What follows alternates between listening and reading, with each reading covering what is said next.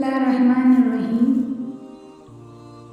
क्या खूब लिखा है किसी ने, बख्श देता है खुदा उनको जिनकी किस्मत खराब होती है। वो हरगिज़ नहीं बख्शे जाते हैं जिनकी नीयत खराब होती है। ना मेरा एक होगा ना तेरा लाख होगा, ना तारीफ तेरी होगी ना मजाक मेरा होगा। गुरूर ना कर शाह शरीर का, मेरा भी खाक होगा तेरा भी खाक होगा।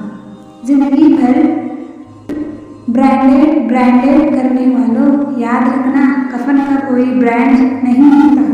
गजब की करामात है कुदरत की, जिंदा इंसान पानी में डूब जाता है और मुर्दा तीर कर खाता है। मौत को देखा तो नहीं पर शायद वो बहुत हसीन होगी।